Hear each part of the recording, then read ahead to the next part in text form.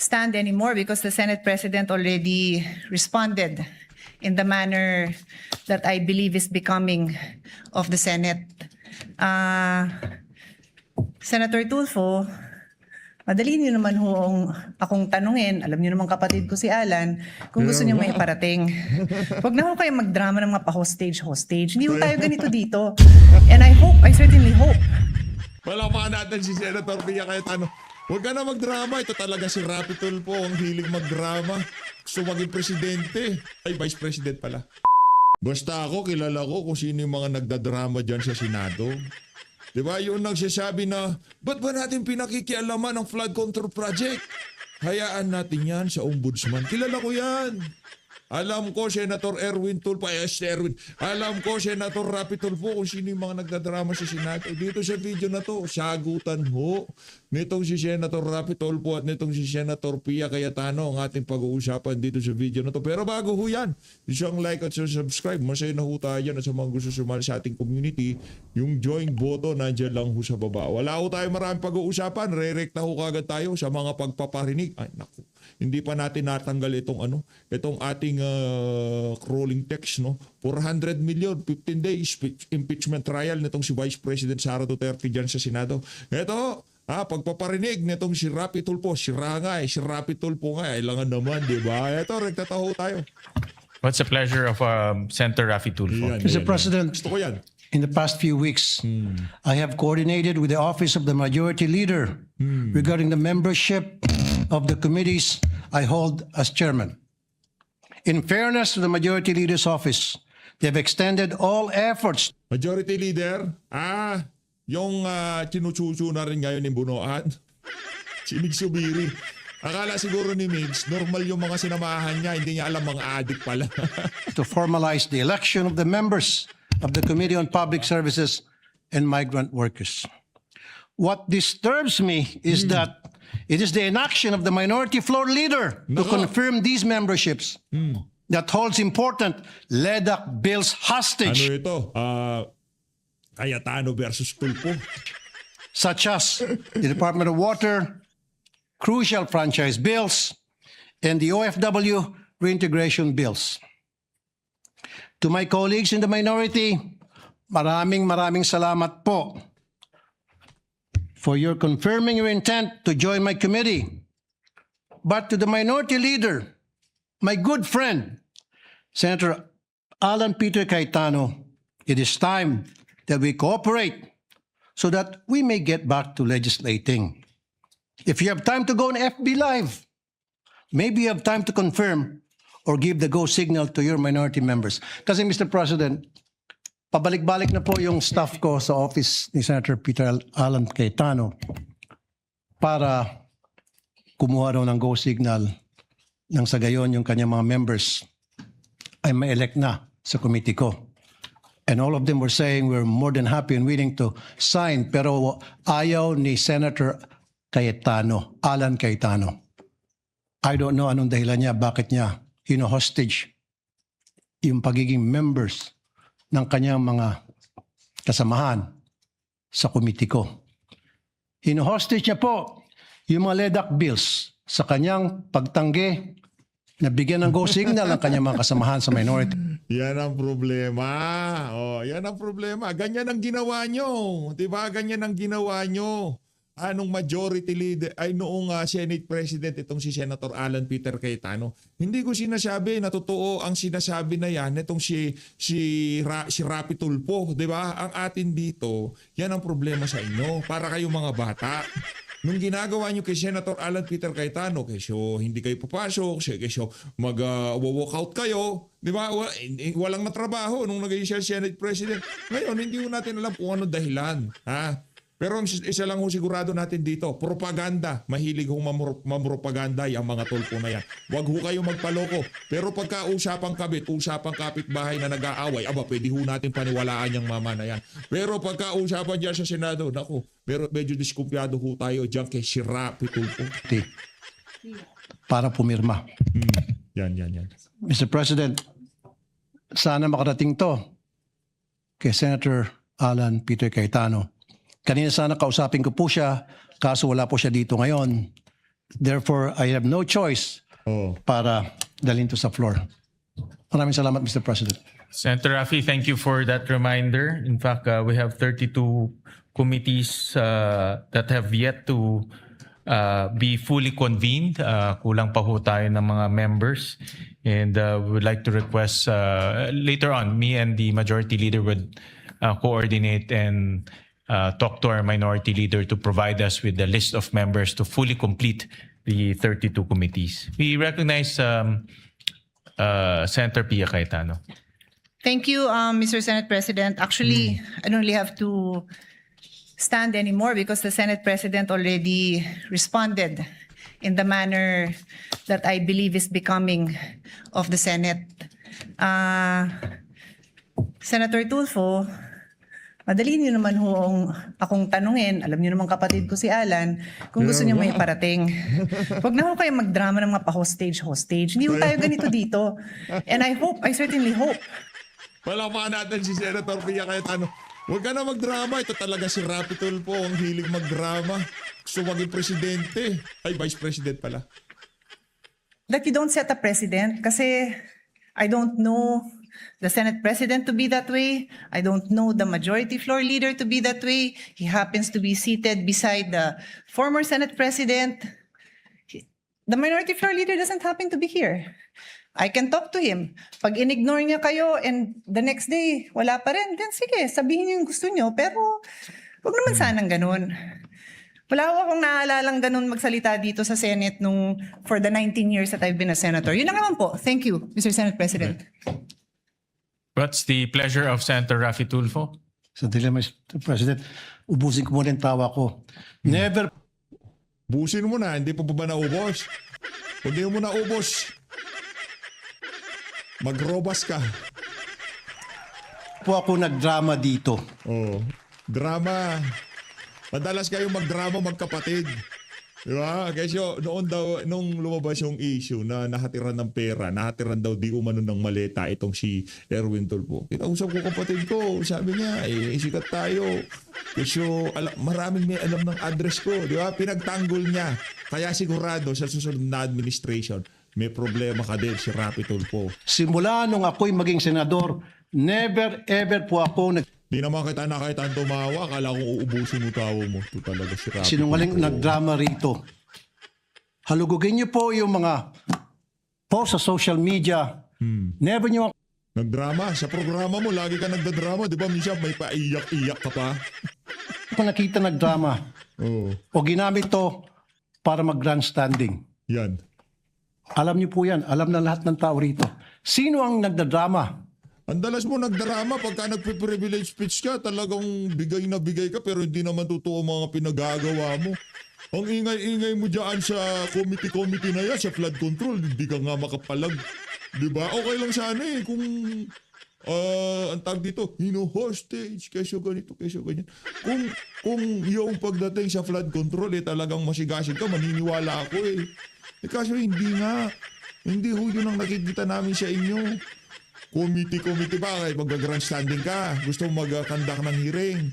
O para saan? Para bumango pangalan mo sa 2028. Pambira naman. Tumingin muna kayo sa salamin bago kayo magsalita. Salamat po. Ano salamin na naman titingin?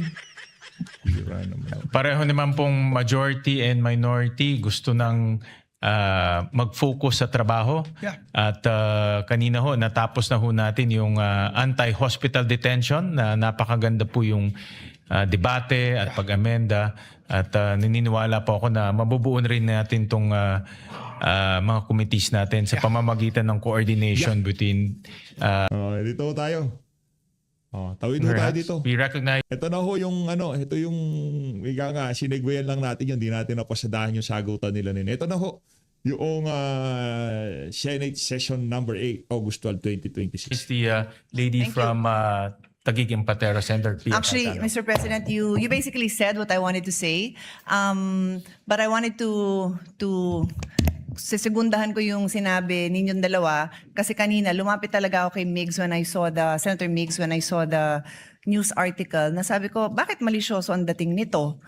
Nasa kanya na yun to clarify anything, but Si Migs, yung chinuchuchu ni Bunuan ngayon, Good luck, Migs. by the mere fact that may mga projects that the senators are being asked to support in the budget is our job. So, like I said, sinabi mo yon na nandyan yung mga governors, nandyan yung mga from barangay captain, kung sana may CCTV tayo para pakita niyo yung dala ng mga, ano tawag na, sabihin ko, module, folder ng mga Folders. from barangay captain to mayors, governors, may dala ho yan kasi nagre-request po ng project. Then pag malaki, ang gagawin pa nga nila, iisa-isahin nila, sabihin nila na, Senator, ganito, phase 1 po kasi sa inyo, nahingi na ho namin kay ganito yung phase 2. Why do they do that? Because it is our job. It is in the Constitution. So, alam nila ngayon. Ngayon, none of us, I can speak. I guess I cannot speak for everyone now, but I'll speak for myself. We don't tolerate corruption here, but I also don't tolerate that there are insinuations that we are doing wrong when we make amendments that are called insertion. Tatawagin ng insertion, tapos may mali siya na. Whether that is the news outlets, people out there from within the Senate, I object to that. That is not fair because it is our job. Ngayon, kung meron kang ginawang malisyoso, di yun, take it up in the proper forum. Pero to just say na si Senator JV, gamitin ko Senator JV kasi okay lang sa kanya to, nag-insert ng ganito karami dun sa, sa PhilHealth. Oh, ginagawa namin yan. Because it's our job. Ilang beses ako tumayo dito na, alam niyo yun, kasi kayo po ang chairman, na nilaban ko na ibalik, i-insert. Yes, that is the word insertion. Ibalik, i-insert yung pondo ng PhilHealth na hindi binibigay. So if I call it an amendment, it's okay. But if I call it an insertion, malisyoso yon. Si Ping, mahilig sa ganyan si Ping. Kapag kasama niya sa majority, amendment. Pero pagka nasa minority, insertion. Yun eh. Bawal yon. So that's what I'm saying. It is our job. So I thank the majority floor leader for standing up and sabi nga niya, ako na tumayo dito. Well, tumatayo din ako with you. Tumatayo din ako with you. And I never went to you for a project kasi nga tama, alam ko na si finance chairman, that was Sani Angara at that time, then Senate President last year, and now JV, nasasabi mong, may room ba? May room ba tayo para sa more classrooms? May space ba na paghahanapan? Remember in our debate yesterday on no detention, di ba? I put on record na nagdagdag ako ng budget for zero balance billing. And then the Senate President properly reminded me na hindi lang para dun sa mga regional hospitals and LGUs, pati sa specialty hospitals. You reminded me. And then I even said nga na yung pilot project na I proudly, ako nag-initiate, ako talaga nag-insert nun. 1 billion for pilot project ng LGU Zero Balance kasi naaawa ako sa mga mayor na pinupuntahan sila ng mga pasyente na in-announce po Zero Balance. Ay, hindi kasi kami makakasama doon. So, maliit lang yung 1 billion, sobrang konti, but I put on record, it's a start. I could have asked you, because kayo, Mr. Senate President, ang chairman noon, sige na, lagyan mo to ng 10 billion because 10 is probably kulang sa dami ng LGU hospitals natin. But alam ko may hangganan, so sabi ko, start ako 1 billion. Kaya sa next chairman natin ng Committee on Finance, abangan mo kasi pag nagamit ng maganda yung LGU zero balance budget na yon, baka doblehin ko, triplehin ko. At I'm sure papayag ka kasi full support din tayo sa bagong PhilHealth chairperson, president, di ba? So ganun yun, that is the process. So thank you, Majority Floor Leader, for bringing this up. Sana nakadagdag lang tayo sa pagkakaintindi ng mga kababayan natin on what our jobs are. And again, no tolerance naman po tayo sa mga kasamaan at mga corruption naman dyan. We're just doing our job. Thank you. Thank you, Palakpakan natin itong si Senator Pia Cayetano. Pia Cayetano. Diba? Next election, madam. Pata mo si PH. Eto, traitor muna tayo. Yes, Mr. President, Joel thank Villanueva. you. I cannot help Ito, but traitor Joel. associate myself to the statements made by our distinguished majority leader, our former Senate President, our Senate President himself, and Senator Pia, Senator Tulfo, Ito. Papanoorin mo muna pala natin yung pag-iyak nitong si Mig Subiri dyan sa plenaryo. Tapos punta ko tayo kay traitor Joel Villanueva. knows overseas.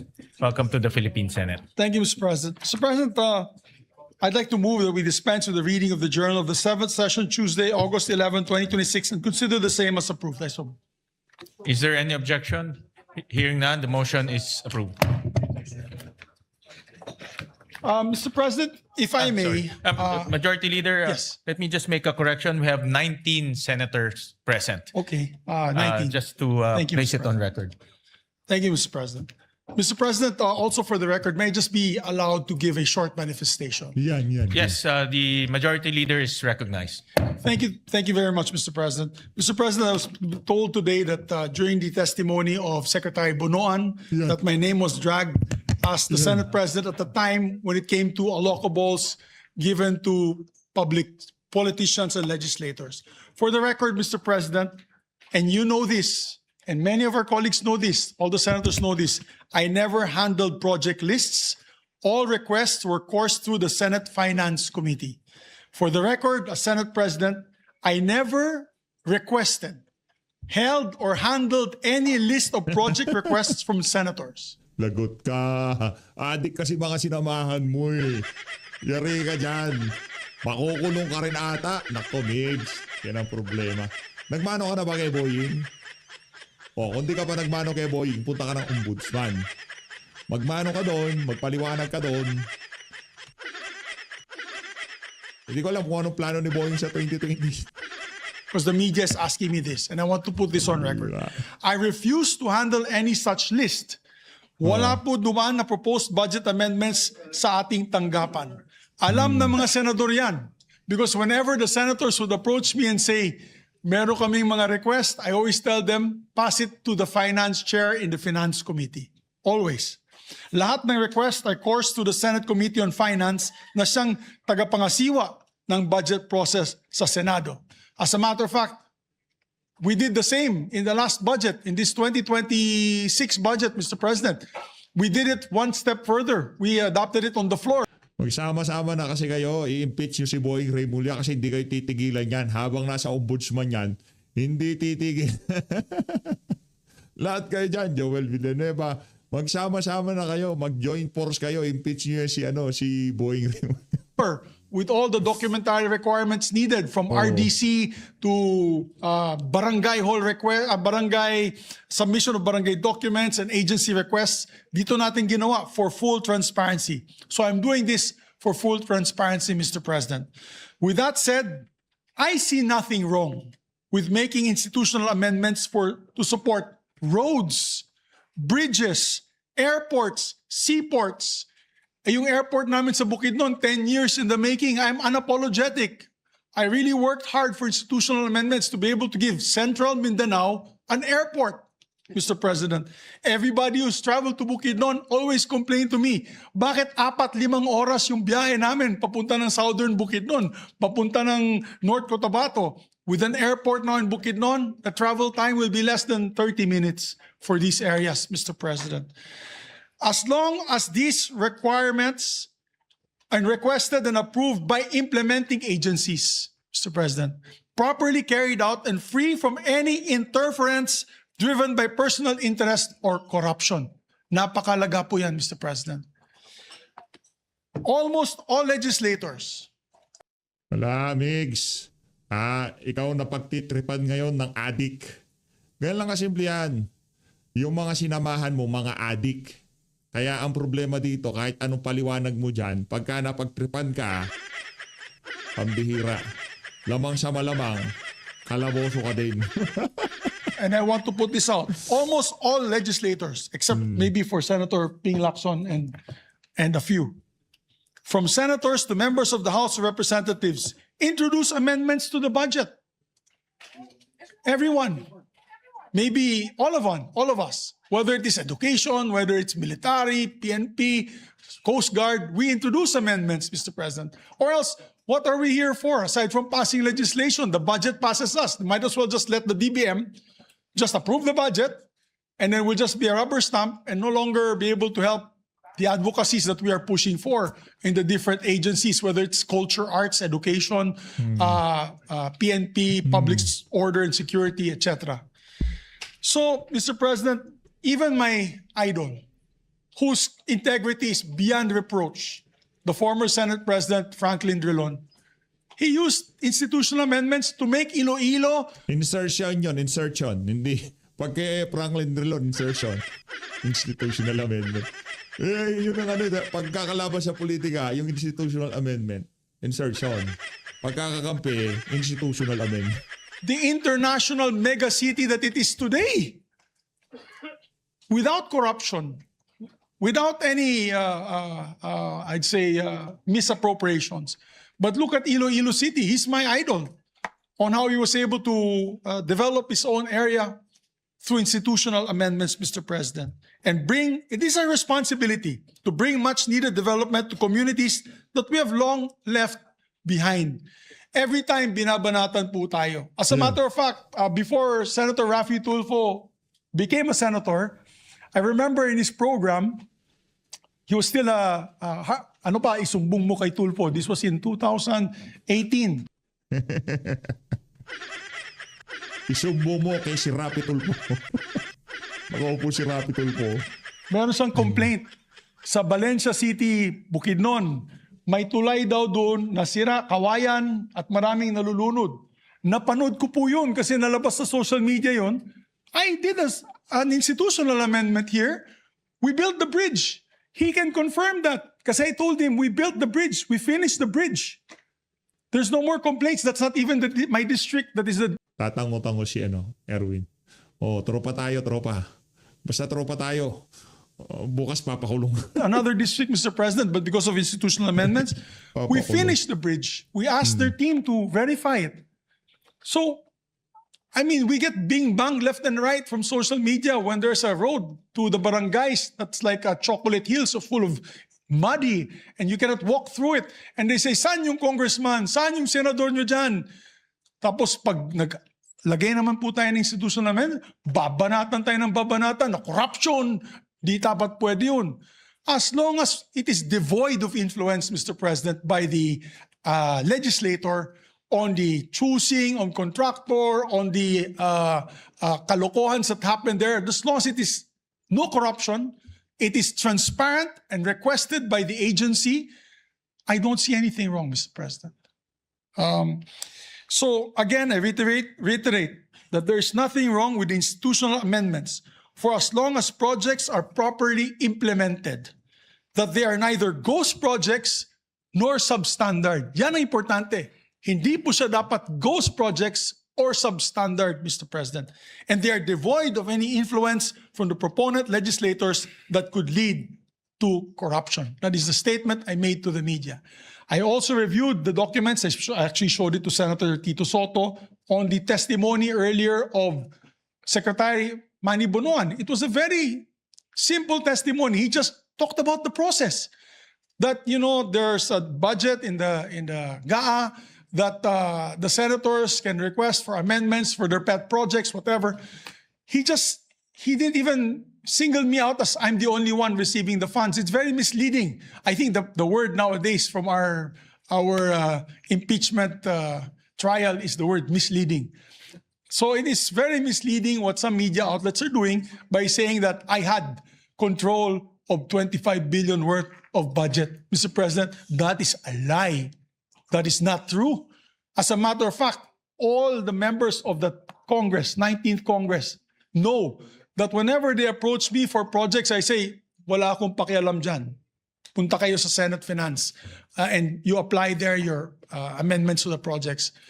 Ever since my time in the Senate and in Congress, I've had no issues on public funds because I do not want to have anything to do with that, Mr. President, especially with the issues on corruption on public funds.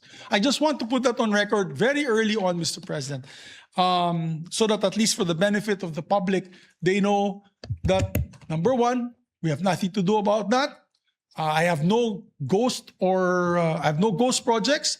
We have no substandard projects, at least in Bukidnon. And Mr. President, it is fully transparent. I am fully transparent on these projects. As a matter of fact, it's so transparent that last year, Mr. President, for the budget hearing, I brought in maybe a table full of documents and more documents in the back.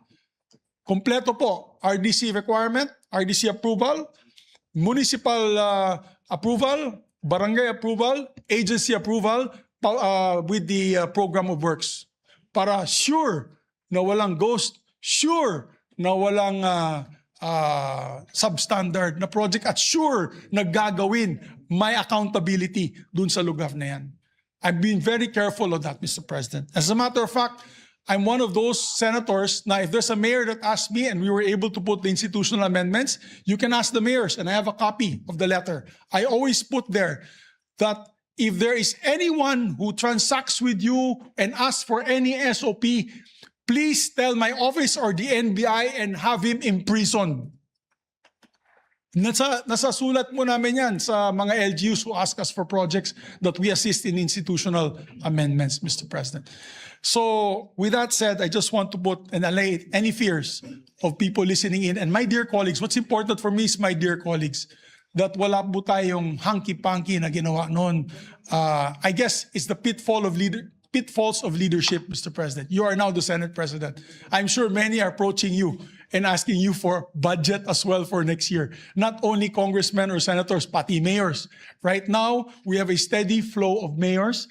I just had a steady flow of mayors in my office. They all gave me envelopes, a request for their folders, for their daycare centers, health centers, for their roads, for their classrooms. Di ba po, anong gagawin po namin? Anong gagawin po natin, Mr. President? Punta ka ng ombudsman, doon ka magpaliwanag. So, Ito, mas maniniwala ako kung merong insertion to. Hindi, mantakan nyo naman ho, mga kababayan. Senator Robin Padilla, Senator Christopher Bongo, di ba? Wala ho silang pondo. Wala silang budget.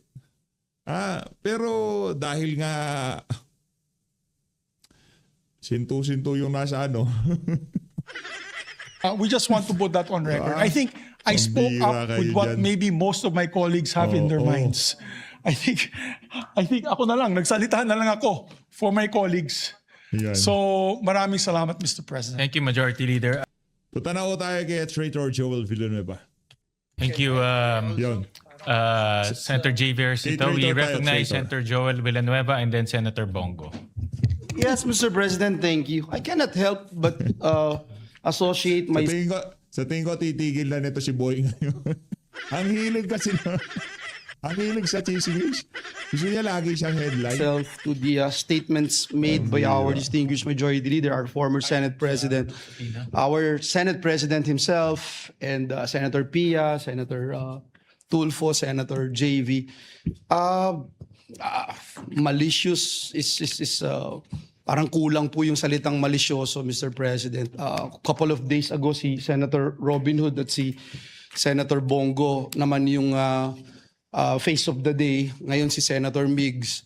When we are just doing our job, I would like to put on record, Mr. President, that this representation worked very hard para dun sa budget noon sa cancer treatment center dun sa Philippine General Hospital. Ilang bilyon po yun na pinagtulong-tulungan po nating mga senador. Yung pong pagtayo ng e-library sa Bulacan State University, pinagtulong-tulungan po natin yun. Tinulungan nyo rin po ako nun dito sa Senado. Kanina po kasama namin dito si President Jamison Tan ng BASI dito po sa San Rafael, Bulacan. Ikatlong building na yung itinatayo po dun sa Agricultural Center na yun. Last time, si Senator Kiko and I worked for the Bustos Dam. And unfortunately, kulang yung, wala na kaming makuhang pondo, kulang yung nagawa po namin. But we are working still to find more funds para i-finance ito. And that's the main reason why flooding is still a big problem in our beloved province. Tomorrow, I'll be visiting 11 towns, Mr. President. Lubog pa rin ho sa baha. And unfortunately, even, I'd be consistent with my advocacies in this same podium, Mr. President. Over and over again, since 2022, I've been talking about flood control.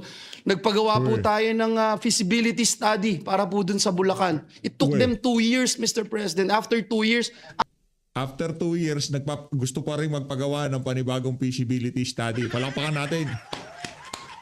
Pambihira. ask me if they were able to finish it. Yes, but are they implementing it? Hindi po.